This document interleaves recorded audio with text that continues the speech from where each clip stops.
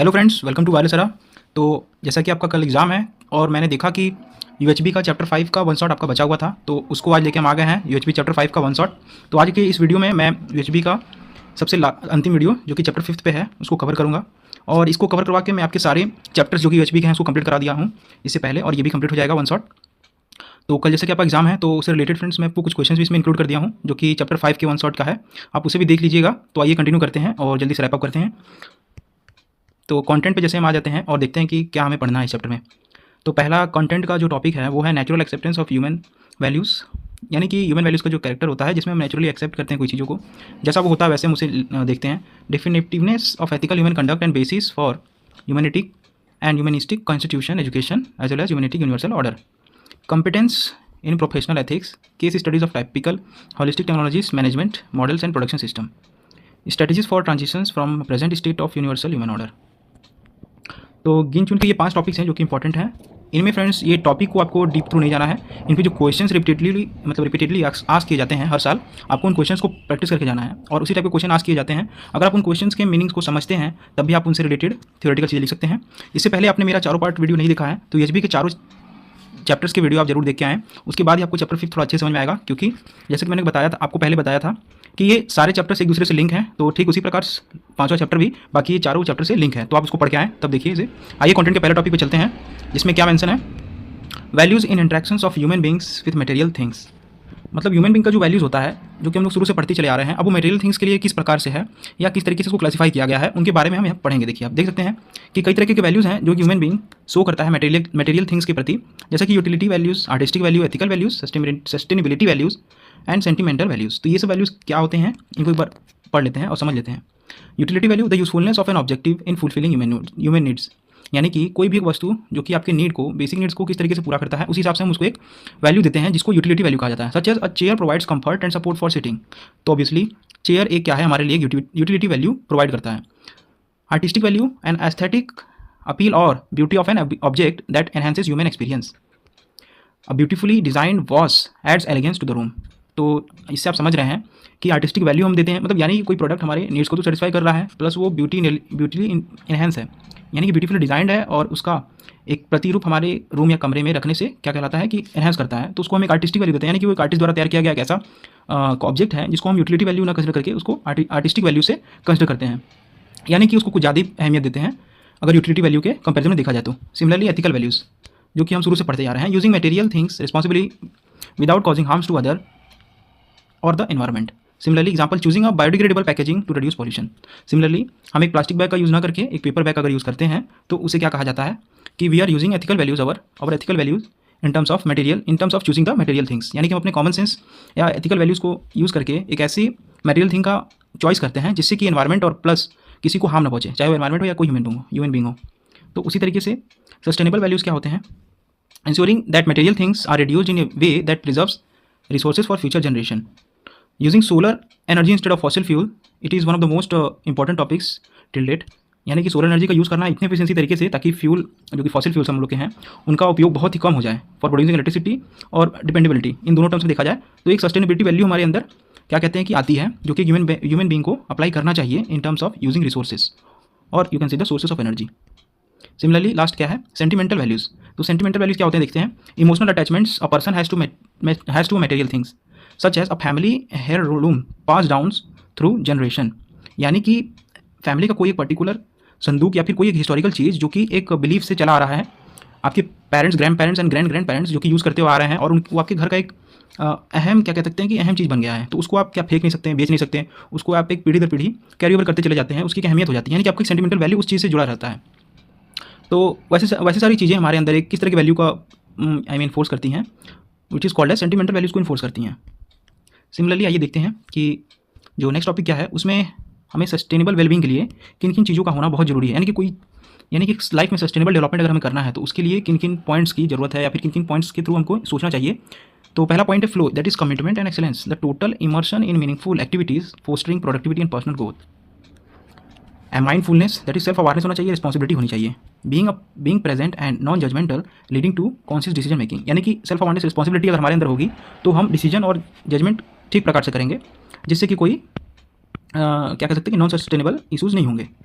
Similarly sufficiency that is what simplicity and contentment, consuming only what is necessary and promoting sustainability and anti consumerism, यानी कि हद से ज़्यादा किसी चीज़ को एक्सप्लॉइट ना करना, या फिर जितना जरूरत है आपको उतना ही भर इस्तेमाल करना है, बाकी सस्टेन करके रखना है हमारे फ्यूचर जनरेशन के लिए, वो सफिशियंसी में आता है। सिमिलरली हमारे क्या कह सकते हैं एग्जीक्यूटिव में क्वेश्चन और आता है, इसको मैंने जो टॉपिक यहाँ इंक्लूड कर दिया है, utility value versus artistic value, मतलब इन दोनों में एक्चुअली डिफरेंस लिखने के जाता है कि क्या एक्चुअली डिफरेंस होता है। तो मैं आपको एक बार समझा देता हूँ कि यूटिलिटी वैल्यू और आर्टिस्टिक वैल्यू क्या होती है। इसका एक फिगर मैंने ऐसे ओवरऑल बना दिया है, आप देख लीजिएगा। अगर आपको एग्जाम में रिप्रेजेंट करना है तो एक फिगर भी आप इंक्लूड कर देंगे तो कोई दिक्कत की बात नहीं है, आपका पेज बढ़ेगा तो नंबर भी बढ़ेंगे। तो सिमिलरली आर्टिस्टिक वैल्यू और यूटिलिटी वैल्यू मैंने तो ऊपर आपको बता दिया कि क्या होता है। अगर किसी चीज़ का नीड आपका पूरा होता है, किसी मटेरियल थिंग से किसी नीड की आपकी जरूरत पूरी होती है, तो उसको आप यूटिलिटी वैल्यू आप उसको कंसिडर करेंगे। बट अगर उस चीज़ से आपका एक प्रोफिशिएंसी या फिर क्या कह सकते हैं ब्यूटिफिकेशन होता है, यानी कि मोर देन यूटिलिटी आपको चीज़ प्रोवाइड कर रही हैं, तो उसको आप एक आर्टिस्टिक वैल्यू कंसिडर करते हैं, such as the handcrafted painting. तो ठीक उसी चीज़ के बारे में यहाँ डिटेल में लिखा हुआ है। And here what you can see the importance क्या होते हैं उन दोनों चीज़ों की। Utility value ensures that human needs are met efficiently improving the quality of life, whereas artistic value enhances creativity, culture, emotional wellbeing, making life more fulfilling. यानी कि अगर आप सबसे ज़रूरत मतलब क्या कहते हैं ह्यूमन नीड्स को जो बहुत अच्छे तरीके से इंप्रूव करता है, वो यूटिलिटी वैल्यूज़ कहलाती हैं। यानी कि उनका ब्यूटी एनहांस ये सब चीज़ें से कोई लेना देना नहीं होता है।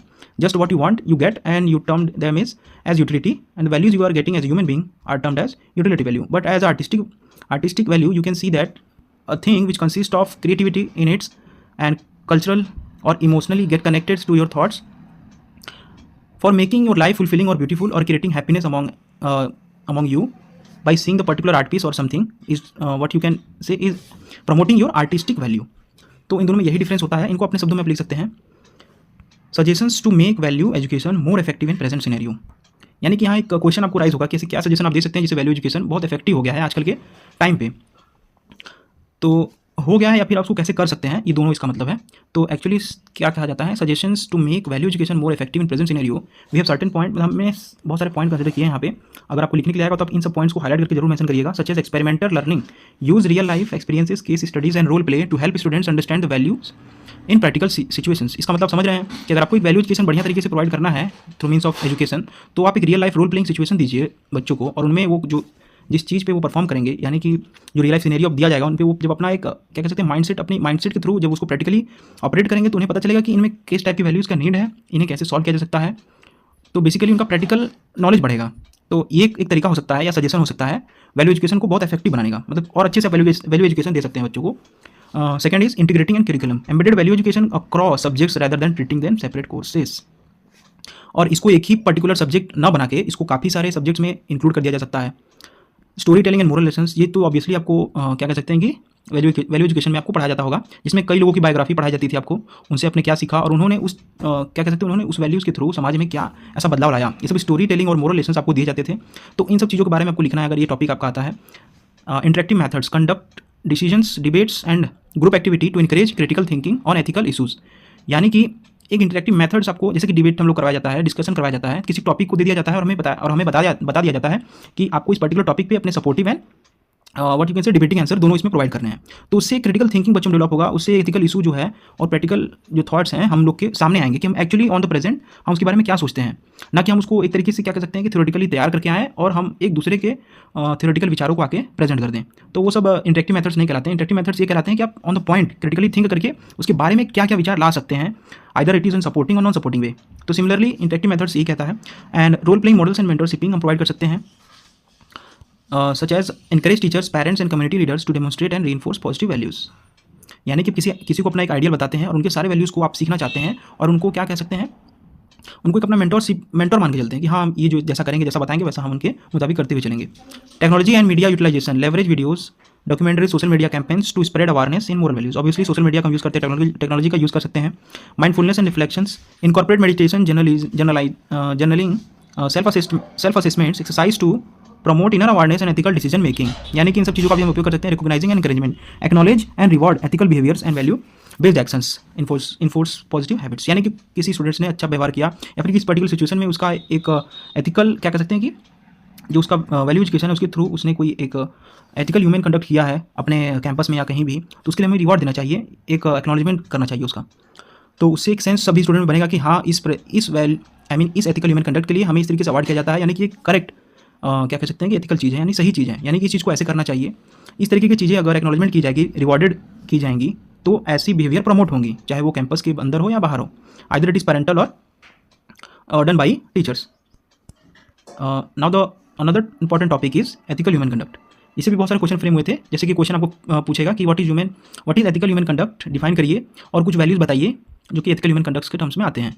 तो first of all I tell you what is ethical human conduct. Ethical human conduct refers to behavior guided by moral values, integrity, responsibility in interactions with individual, society and nature. It ensures harmony at all level, personal, professional and social. यानी कि ethical human conduct उस activity या उस work को कहते हैं जो कि हम हर रोज करते हैं इन terms of keeping the moral values before, यानी कि अगर हम अपने मोरल वैल्यूज को पहले ध्यान रख के उसके बाद जितने भी काम करेंगे वो सही और मोरली करेक्ट होनी चाहिए, एक रिस्पॉन्सिबल एक्टिविटी होनी चाहिए। तो ऐसे एक्टिविटीज़ को जो हम इंडिविजुअल एक दूसरे के बीच में सोसाइटी के साथ या नेचर के साथ करते हैं तो उसे एक ह्यूमन कंडक्ट का नाम दिया गया है, एथिकल ह्यूमन कंडक्ट। अगर इसी चीज़ को हम अपोजिट तरीके से देखें तो अगर हम किसी भी दुष्परिणाम, यानी कि हम लोग कोई भी ऐसी कार्य करते हैं जिससे कि दुष्परिणाम होता है आइदर इंडिविजुअल, सोसाइटी और नेचर पे, तो उसको नॉन एथिकल ह्यूमन कंडक्ट कहा जाएगा। यानी कि ह्यूमन द्वारा जैसा काम किया गया है जो कि मोरल वैल्यूज़ के अंडर नहीं आता है, उसमें काफ़ी तरीके की नॉन इमोरल एक्टिविटीज़ होती हैं। तो इन्हीं में कुछ वैल्यूज़ जैसे कि हैं, आप देख सकते हैं एग्जाम्पल में, जो कि ऑब्वियसली फंडामेंटल वैल्यूज़ कही जाती हैं, जैसे कि ऑनेस्टी हो गया, कंपैशन है, जस्टिस है, एंड सिमिलरली उस पर एग्जाम्पल्स आप देख सकते हैं।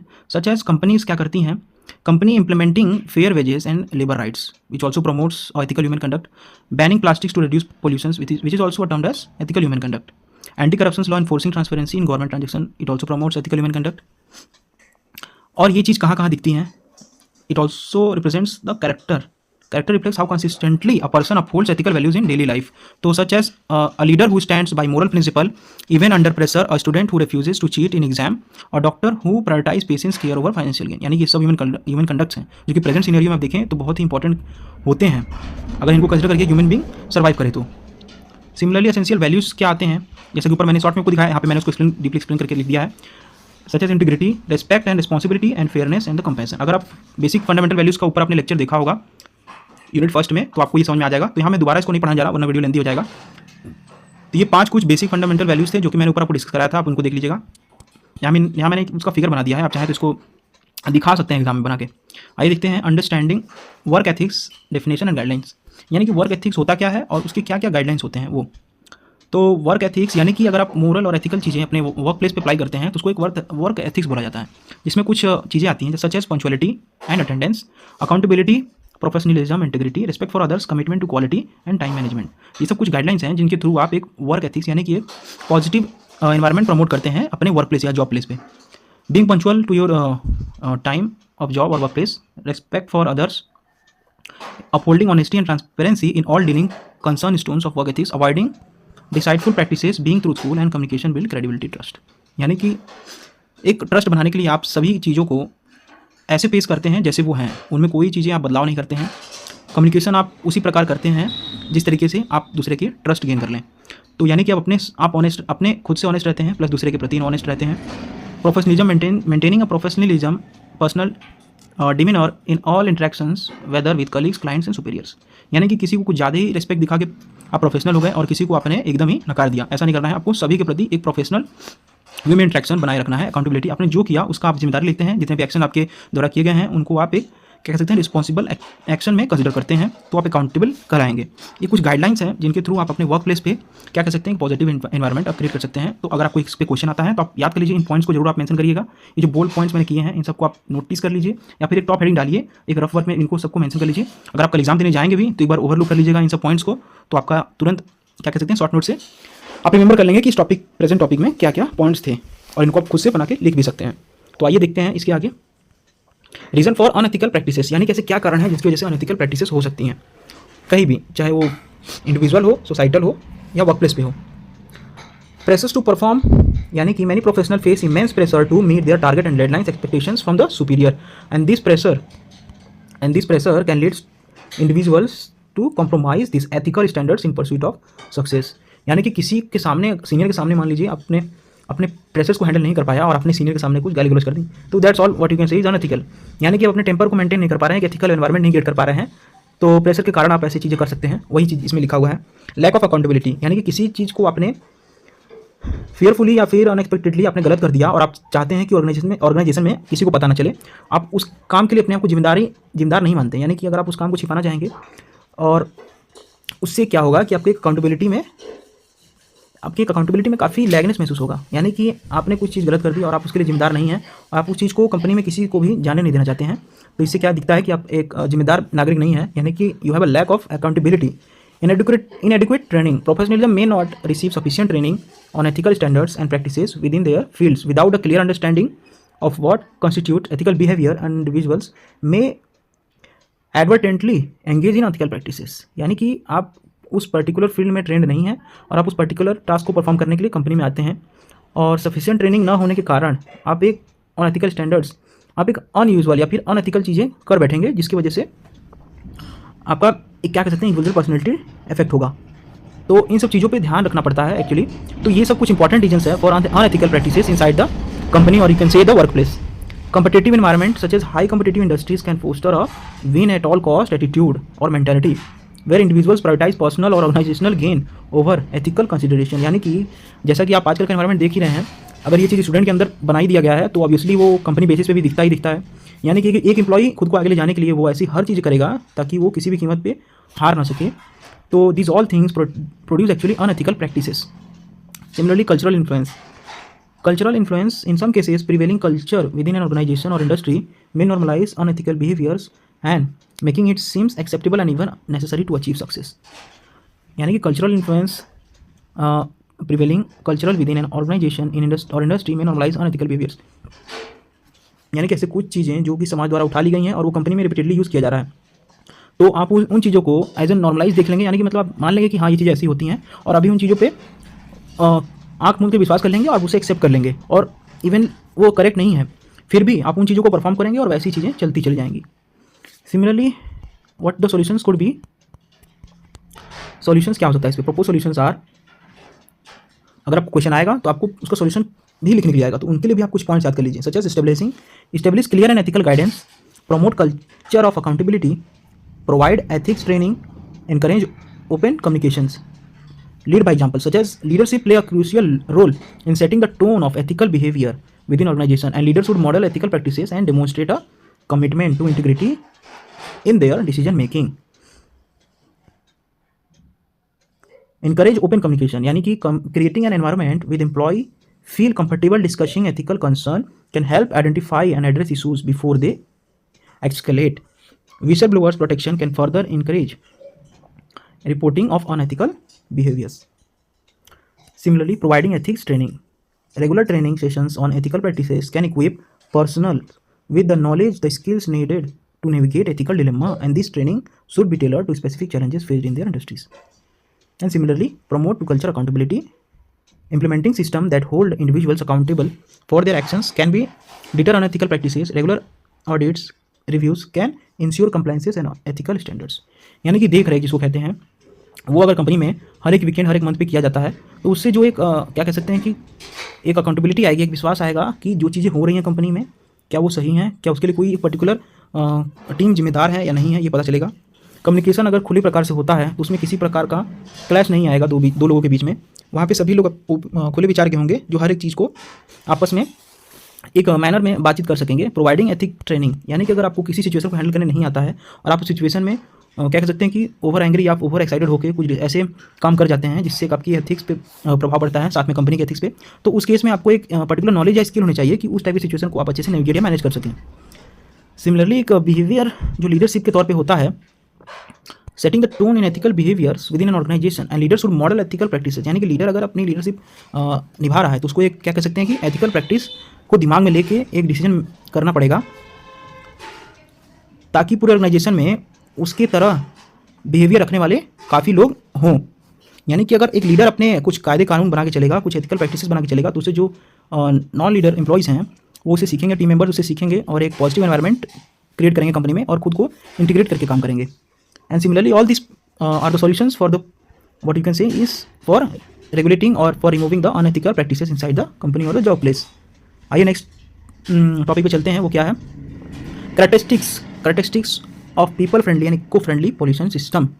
People friendly production system Fair labor practices such as ensures fair wages, safe conditions, and ban child labor. Employee empowerment encourages workers' participation in decision making. Health safety implement strict safety measures for workers and well-being. Community engagement involves local communities in production and decisions. Training and development provides skill growth and career advancements. Work-life balance support flexible hours and parental leaves. Eco-friendly production system resources efficiency, sustainable sourcing, waste reduction, low carbon footprints, biodiversity conservations, life cycle assessments.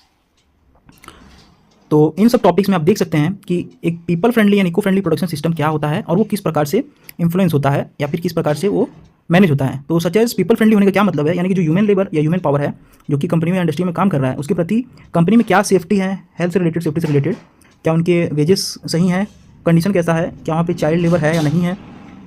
Training and development यानी कि training है कि नहीं particular skill को बढ़ाने के लिए, ताकि जाके लेबर उन कामों को पर्टिकुलर तरीके से सही ढंग से कर सके। वर्क लाइफ बैलेंस है कि नहीं, यानी कि कुछ टाइम उन्हें अपने लिए बच पा रहा है कि नहीं, या फिर वहाँ पे मैक्सिमम 12 आवर्स से प्लस जॉब करवा रहे हैं या फिर उससे कम जॉब करवा रहे हैं। तो वर्क लाइफ बैलेंस यानी कि obviously we need some times for self as well as plant duties. Similarly eco friendly production system, eco friendly का क्या मतलब समझ सकते हैं कि हमारे जो नेचर में बैलेंस बनाने के लिए हम कैसे से क्या तरीके आजमाएं, जिससे कि जिस प्रकार से हमारे कंपनी में क्या कहते हैं पीपल फ्रेंडली प्रोडक्शन सिस्टम हुआ है उसी प्रकार से एक इको फ्रेंडली प्रोडक्शन सिस्टम हो सके। तो उसके लिए हम रिसोर्स एफिशिएंसी यानी कि minimising waste and optimising energy usage, यानी कि हम वेस्ट को कम कर सकते हैं, एनर्जी को एफिशिएंटली यूज़ कर सकते हैं, ऑप्टिमाइज कर सकते हैं। Use of renewable and eco friendly materials, similarly recycling कर सकते हैं। Reducing emissions and through clean energy, जो कि पॉल्यूटेड एनर्जी होती हैं, कार्बन फुटप्रिंट्स होती हैं, उनको कम करना और उसकी जगह क्लीन एनर्जी उपयोग में लाना। Protect ecosystem and wild life, यानी कि पेड़ पौधे जीव जंतुओं को बचाना। कंजर्वेशन ऑफ बायोडाइवर्सिटी में ये सब चीज़ें आती हैं। And similarly life cycle assessment evaluates environmental impact all stages such as, जैसे कि हमने पढ़ा था फूड वेब और फूड चेन, उसमें किसी भी तरह के इम्बैलेंस आते हैं तो उनका भी एक नेचुरल असेसमेंट होता है। तो उसी को एक लाइफ साइकिल असेसमेंट कहा जाता है, जिसमें डिपेंडेबिलिटी चेक की जाती है कि उस साइकिल में सभी जानवर एग्जिस्ट कर रहे हैं कि नहीं, या फिर उनका एक बैलेंस कहीं बिगड़ तो नहीं गया है। Now what is competence in professional ethics. तो कॉम्पिटेंस क्या होता है एक प्रोफेशनल एथिक्स, यानी कि प्रोफेशनल जॉब कल्चर में, उसको देखा जाए क्या है इसका मतलब। तो competence in professional ethics refers to ability of an individual to apply ethical principles while maintaining high standards, skill, knowledge and integrity in their professions. It ensures that professional performs their duties responsibility and honesty and with accountability। यानी कि एक person के पास ability है, you can see here the definition, the ability of an individual to apply ethical behaviors या principle maintaining its high standard skills, knowledge and integrity in their professions is known as competence in professional ethics। यानी कि अगर जब आपको ये लिखने के लिए आएगा तो आपको सिंपली इन्हीं शब्दों का प्रयोग करके इसका डेफिनेशन लिखना है। It ensures that professionalism performs their duties responsibly, honestly and accountability, यानी जिम्मेदारी पूर्वक, ऑनेस्टली, ईमानदारी से, और एक क्या कह सकते हैं कि अकाउंटेबिलिटी, यानी कि उसका एक अकाउंटेबल है उस काम के लिए। The key aspect of competence in professional ethics are, उनमें कुछ की एस्पेक्ट्स आते हैं, जैसे कि इंटीग्रिटी होना चाहिए, अकाउंटेबल होना चाहिए, फेयरनेस होना चाहिए, respect of law and policies, commitment to quality, maintaining high work standards, यानी कि जो आप देंगे वो क्वालिटी देंगे, यानी कि अपने वर्क स्टैंडर्ड्स को हाई रखेंगे। Example of implication industries such as engineer designing a bridge must use high quality material and follow safety standards and ensuring public safety। यानी कि इंजीनियर्स कुछ ऐसे पब्लिक सेफ्टी काम कर रही है तो उनको इस चीज़ को जिम्मेदारी पूर्वक देखना चाहिए, जायजा लेना चाहिए कि वो किन चीज़ों का प्रयोग कर रहे हैं और कितना कह सकते हैं कि कितना सेफ्टी इसमें रखना ज़रूरी है, उसकी मटेरियल किस क्वालिटी की है, क्या वो स्टैंडर्ड यूज़ कर रहे हैं वो सही है, पब्लिक सेफ्टी से क्या हो सकता है बनने से पहले और बनने के बाद। तो इन सब चीज़ों का इस्तेमाल करके एक एनवायरनमेंट क्रिएट किया जाता है जिसको एक कॉम्पिटेंस कहा जाता है। यानी कि आपके पास एक एथिकल क्या कह सकते हैं ह्यूमन वैल्यूज़ बेसिक तो है ही, प्लस आपके पास एक एथिकल बिहेवियर भी है और उसके साथ साथ आपको एक नॉलेज है, एक स्किल है, तब जाके आप एक कॉम्पिटेंस ला सकते हैं प्रोफेशनल एथिक्स में। एंड सिमिलरली कॉर्पोरेट गवर्नेंस में देखा जाता है company financial officers must report earning accurately without manipulating data and deceive stakeholders. What you can say is, जैसा कि हम जानते हैं कॉर्पोरेट गवर्नेंस में company financially officers must report earning accurately without manipulating data to deceive stakeholders, यानी कि data के साथ कोई भी छेड़छाड़ ना होना पाए और जितना वो अर्न कर रही हैं उसका एक रिपोर्ट एक्यूरेटली वो प्रोवाइड करें। की human values and there impact on profession या प्रोफेशनल्स, ऑनेस्ट रहना और रिस्पॉन्सिबल रहना, रिस्पेक्ट सम्मान देना, कंपैशन करुणा की भावना से देखना, फेयरनेस न्याय करना, इन सब जो बेसिक ह्यूमन वैल्यूज़ हैं वो एक प्रोफेशनल की ज़िंदगी में कैसे प्रभाव डालती हैं वो देखते हैं। Financial analyst accurately reports company earning without manipulation, यानी कि ईमानदारी से कमाता है। A doctor diligently follow medical ethics to provide the best care to patient, यानी कि जिम्मेदारी पूर्वक वो अपना काम कर रहा है। सम्मान, a manager values employees opinions and treats them with dignity. Obviously यानी कि अगर एम्प्लॉय मैनेजर से छोटा है तो इसका मतलब ये नहीं है कि आप उसके बातों को क्या कर सकते हैं, इग्नोर कर सकते हैं या फिर उनके डिग्निटी के साथ छेड़छाड़ कर सकते हैं। आपको सब चीज़ बराबर लेके चलना है, चाहे वो बड़ा हो या छोटा हो। Compassion enhances team work supports in work place. A team leader help struggling employees improve the performance. Obviously team leader को अपने मेंबर्स और अपने एम्प्लॉयज़ पे ध्यान देना चाहिए कि उनके परफॉर्मेंस कैसे इंप्रूव किए जा सकते हैं। Fairness and HR ensures hiring based on merits not on favouritism, यानी कि घूस पानी नहीं, जिस तरीके से उसे जॉब के लिए एलिजिबल है तो उसी प्रकार से उन्हें लेना चाहिए, ना कि उन्हें अपने फेवरेटिज्म या फिर अपने प्रॉफिट के लिए किसी पर्टिकुलर जॉब के लिए दूसरे को आप समझ सकते हैं। Impact of human values on professional life. Professional life पे ह्यूमन वैल्यूज़ का क्या इम्पैक्ट पड़ता है, तो जो मैंने ऊपर को समझाया उस पर एक पर्टिकुलर मैंने एक फिगर मेंशन कर दिया यहाँ पे, आप इसमें देख सकते हैं। Improve job satisfactions, enhanced collaborations, ethical dilemmas and increase productivity. तो इन सब चीज़ों में किस तरीके से ह्यूमन वैल्यूज़ काम आता है वो चीज़ मैंने ऊपर आपको डिस्कस कर दिया। अगर आपका एक ह्यूमन वैल्यूज़ पॉजिटिवली इम्पैक्ट करता है आपकी प्रोफेशनल लाइफ पे, तो आपकी प्रोडक्टिविटी ऑब्वियसली बढ़ेगी, एथिकल डिलेमास से आप बचे रहेंगे, कोलैबोरेशन आपकी इन्हेंस रहेगी, आपका जॉब सेटिस्फैक्शन से आप इंप्रूव्ड होंगे। तो इन 4 मेजर इंपॉर्टेंट चीज़ों को मैंने यहाँ मेजरली दिखा दिया पिक्चर में। अब आइए देखते हैं एक मोस्ट इंपॉर्टेंट टॉपिक जिस चैप्टर में पूछा जाता है बार बार, understanding sustainable development. Sustainable development is multifaceted concept that seeks to balance economic growth, social inclusion, environmental protection. It emphasizes the need to meet the need of present without compromising the ability of the future generation to meet their own needs. यानी कि जो भी resources future के लिए बचाए जाने चाहिए वो आप बचा सकें आज के डेट में, ना कि आप आज ही उनको उन रिसोर्सेज को ओवर एक्सप्लॉइट कर दें ताकि वो फ्यूचर जनरेशन के लिए जीरो हो जाए। यानी कि जैसे क्लीन वाटर है, क्लीन वाटर आज के डेट में अगर आप उसको रिसाइकल करके यूज़ करके नहीं उपयोग में लेंगे और आप उसको एक्सप्लॉइट करते चले जाएंगे तो आपका जो क्लीन वाटर का सोर्स है वो एक तरीके से खत्म हो जाएगा हमारे फ्यूचर जनरेशन के लिए और उनको एक वाटर स्कैरसिटी से झेलना पड़ेगा। तो this all understandings comes in sustainable development. तो इसके कुछ प्रिंसिपल्स हैं जो कि मैंने यहाँ मेंशन किए हैं, कुछ गोल्स हैं, इन्हें आप पढ़िए। ये जो पॉइंट्स हैं, जैसे कि गोल्स हमने सस्टेनेबल डेवलपमेंट्स का गोल ऐसा मतलब सस्टेनेबल डेवलपमेंट से हमें क्या अचीव होगा, such as no poverty, zero hunger, quality education and climate action. Sorry friends, तो हम लोग फिर से आ गए उस पेज पे, हम फिर से उस पेज पे आ गए। No poverty, zero hunger, quality education and climate action. तो इन सब चीज़ों से एक्चुअली सस्टेनेबल डेवलपमेंट का ये सब गोल होता है। तो यहाँ पे याद कर लीजिए, इनके बारे में कुछ लिखना है तो आप ऑब्वियसली अपने से बना के जरूर लिख सकते हैं। क्लाइमेट एक्शन पे आप लिख ही सकते हैं, क्वालिटी एजुकेशन पे आप लिख सकते हैं। सिमिलरली प्रिंसिपल्स क्या है इसके आप देख लीजिए। जो सबसे इंपॉर्टेंट इस चैप्टर से क्वेश्चन आता है, यानी कि अगर आप इस क्वेश्चन को पढ़ के जाते हैं तो आप ये जान जाइए कि इस चैप्टर से जो मस्ट क्वेश्चन है, ये क्वेश्चन तो पर्टिकुलरली आना ही आना है, जिसको कहते हैं मैस्लो हायरार्की ऑफ नीड्स। तो मैस्लो हायरार्की ऑफ नीड्स ये टेक्निकल कम्युनिकेशन में भी फ्रेंड्स बहुत इंपॉर्टेंट था, उसमें भी फ्रेंड्स ये पूछा गया है और इसमें भी ये पूछा जाएगा। तो इसमें एक पिरामिड स्ट्रक्चर आप देख सकते हैं मैंने बनाया है। इस पिरामिड स्ट्रक्चर में जो कि नीड्स हमारे बेसिक से लेके सेल्फ एक्चुअलाइजेशन तक होते हैं, उन सबका एक ऑर्डर होता है। तो उनका इंक्रीजिंग ऑर्डर कुछ इस प्रकार से होता है, इनको आप पहले मेंशन करेंगे। ये पिरामिड बनाना तो आपका मस्ट नेसेसरी है, प्लस आपके नीड्स को एक लेवल दिया गया है। इन नीड्स के जो लेवल्स हैं इनको आपको ध्यान से डालना है। यानी कि बेसिक के ऊपर सिक्योरिटी आएगा, सिक्योरिटी के ऊपर social, then esteem, then self actualisation as the top. अगर हम इनका ऑर्डर गलत लिखते हैं तो आपको नंबर बिल्कुल नहीं मिलने वाला। और इस डायग्राम को तो बनाइए, प्लस में आपको इन सब पॉइंट्स को आपको मेंशन करके डीपली आपको इस पर थ्योरी लिखना पड़ता है। ये तो बहुत इंपॉर्टेंट आता है, यानी कि फर्स्ट ईयर में भी रिपीट करता है और प्लस थर्ड ईयर में भी ये क्वेश्चन 5th चैप्टर से बहुत रिपीट करती है। 5th चैप्टर में अगर आप कुछ पढ़ के नहीं भी जाएंगे, इसे पढ़ के जाते हैं तो ऑब्वियसली आप जान जाइए ये क्वेश्चन आपको जरूर से मेंशन करेगा पेपर में। तो फिजियोलॉजिकल नीड्स क्या क्या होते हैं? बेसिक्स जो एयर, फूड, वाटर, शेल्टर हम लोग लेते हैं। Without this higher needs cannot be pursued. Example as homeless person prioritise food and shelter. Obviously एक होमलेस पर्सन को बाकी सब चीज़ें चाहिए नहीं चाहिए, उनको पहले क्या चाहिए, फूड चाहिए और एक शेल्टर चाहिए, घर चाहिए। Safety needs, security in health and finance, environment, people seeks stability and protection, यानी कि उनको प्रोटेक्शन चाहिए। अगर उन्हें फूड शेल्टर मिल चुका है तो obviously they search for the protection. Example getting a job in a financial security, for a financial security. Safety needs also insures such as health, अपने हेल्थ को अच्छा रखने के लिए आप ऑब्वियसली अपने फाइनेंशियल कंडीशन को अच्छा करना चाहेंगे, यानी कि आप सेफ्टी प्रोवाइड करने के लिए आप एक फाइनेंशियली स्टेबिलिटी के टुवर्ड्स आप जाते हैं। Love and belonging needs, obviously what you can say being relationship and social connections and love is obviously one of the needs in the Maslow hierarchy, such as what the love building friendships and family bonds to avoid loneliness। अकेलापन को कम करने के लिए हम obviously relation बनाते हैं। esteem needs such as self worth, confidence, recognitions, जिसको कहते हैं ना औकात।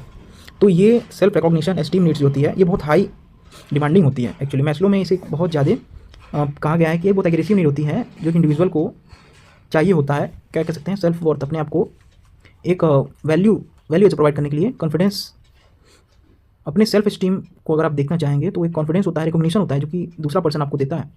तो इन सब चीज़ों का होना सबसे ज़्यादा ज़रूरी होता है। देखा जाए तो मैस्लो हायरार्की में एस्टीम नीड्स, सेल्फ एक्चुअलाइजेशन, यानी कि अभी ऊपर जितने भी नीड्स आपके फुलफिल हो गए हैं उन सबके बाद एक सेल्फ एक्चुअलाइजेशन होता है जिसमें personal growth, creativity and fulfilling one's potential. Example में pursuing a passion for long dream, यानी कि अपने पैशन को कब फॉलो करेंगे, जब आपके बेसिक नीड्स, साइकोलॉजिकल नीड्स, अपने लोनलीनेस या फिर आप कह सकते हैं अपने कॉन्फिडेंस, सेल्फ स्टीम, इन सब को फुलफिल कर लेंगे। Then you go for the self actualization which is more than what you can say personal growth और क्रिएटिविटी इन योर पोटेंशियल। तो ये जो इंपॉर्टेंट नीड्स हैं फ्रेंड्स, 5 नीड्स, इनको आप जरूर देखिएगा। मैस्लो हायरार्की नीड्स जरूर पूछता है, इनको आप ध्यान से पढ़ लीजिएगा और इनका एक ब्लॉक डायग्राम जो कि पिरामिड फॉर्म में है वो भी देख लीजिएगा। ये भी एक इंपॉर्टेंट क्वेश्चन था जिस पे क्वेश्चन फ्रेम होता है, तो मैंने इसको भी इंक्लूड कर लिया है। इस क्वेश्चन का फर्स्ट ऑफ ऑल मैं बता दूं, इसमें कुछ रटने वाली चीज़ें नहीं है, इनको आपको बना के लिखना है बस। आपकी इस क्वेश्चन का मतलब समझ जाइए। Compare any 3 input that you got through this course with your earlier pre conditionings and explain how this help you play a meaningful role in society at large after you graduate. यानी कि self based question है, आप अपने तरीके से देखेंगे तो आपके लिए अलग अलग होगा, बट इसमें से क्या कह सकते हैं कि ऐसे 3 पॉइंट्स पूछे गए हैं जो कि आपके पर्सनल लाइफ में क्या एनहेंस लाएंगे अगर आप इन्हें आपके ग्रेजुएशन के बाद अप्लाई करते हैं, रियल लाइफ प्रोफेशनल जिंदगी में या फिर कहीं भी अप्लाई करते हैं आप इन्हें। तो first of all the ethical decision making and personal benefits को आप डिफ्रेंशिएट करना जान गए हैं। Sustainable development and profit mindset growth, यानी कि एक सस्टेनेबल ग्रोथ करना और प्रॉफिट के लिए उन्हीं चीज़ों को एक्सप्लॉइट करना। कोलैबोरेशन एंड इंडिविजुअल सक्सेस, आप कोलैबोरेशन करके ग्रुप में टीम बना के अचीवमेंट ले सकते हैं, या फिर आप एक इंडिविजुअल सक्सेस को ज़्यादा इंपॉर्टेंस देते हैं और आप एक ग्रुप या टीम में विश्वास ही नहीं करते हैं। तो इन सब चीज़ों का आप अपने से कई शब्दों में क्या कह सकते हैं कि एक्सप्लेनेशन आप दे सकते हैं। तो ये कुछ मेजर 3 पॉइंट्स हैं, इनको आप ध्यान में रखिएगा। तो इन चैप्टर्स में आपको इन्हीं सब पॉइंट्स के बारे में डिटेल में समझाया गया है, तो और इन्हीं पॉइंट्स के बारे में आपको इस क्वेश्चन में पूछा जा रहा है। Similarly come to the next topic, these are some steps to promote ethics in organisation. तो इनको मैं तो ऊपर आपको समझा ही दिया था। Lead by example, create awareness, open dialogue, encourage the reporting mechanism, recognize the ethical behaviors and similarly gradual changes, यानी कि कुछ चेंजेस आपके वर्क डिपार्टमेंट में आने चाहिए। तो ये सब चीज़ें फ्रेंड्स मैंने ऊपर पढ़ा दी हैं, आप देख लीजिएगा एक बार। How does career interest of professionals be concealed with organization value. तो यहाँ इस क्वेश्चन में सबसे बड़ा जो एग्जाम्पल या कह सकते हैं कि इस मीनिंग का जो एग्जाम्पल, इस वर्ड का जो मीनिंग है friends actually, such as reconciling means finding a way to make 2 or more things compatible or bringing them into agreement. In this context of your question, reconciling career interest with organization values means finding a balance or alignment between the personal career goals and the value or mission of your organization you work for. यानी कि आपका personal growth क्या है plus जो company का mission क्या है, motive क्या है, या इन दोनों को अलाइन करना, अडेप्ट करना और म्यूचुअल ग्रो करना, इसे ही कहते हैं कंसीलिंग। और इनमें आप कुछ पॉइंट्स यहाँ इंक्लूड कर सकते हैं, जैसे align goals, adapting to culture, mutual growths and ethical decision makings. यानी कि आप अपने साथ साथ कंपनी को भी लेके चलते हैं, अपने गोल्स को आप उनके साथ अलाइन करते हैं, अपने कल्चर उनके कल्चर से आप मैचअप करके एक म्यूचुअल ग्रोथ करते हैं। आप अपना ग्रोथ तो करते हैं, साथ में कंपनी के भी ग्रोथ में आपका कुछ पार्टिसिपेंट्स होता है। तो सिमिलरली मैंने उसको यहाँ पे मेंशन कर दिया, आप उसके इम्पैक्ट्स यहाँ पढ़ लीजिएगा, इसको मेंशन करिएगा इम्पैक्ट्स को, और इन बोल्ड पॉइंट्स को भी इंक्लूड करिएगा। तो यही था क्वेश्चन फ्रेंड्स, और ये लास्ट क्वेश्चन जो कि मैंने यहाँ पे इंक्लूड किया है, इसको एक्चुअली मैंने 4th चैप्टर में डिस्कस करवाया था, इसलिए मैंने यहाँ पे इसे डिस्कस नहीं करवाया है।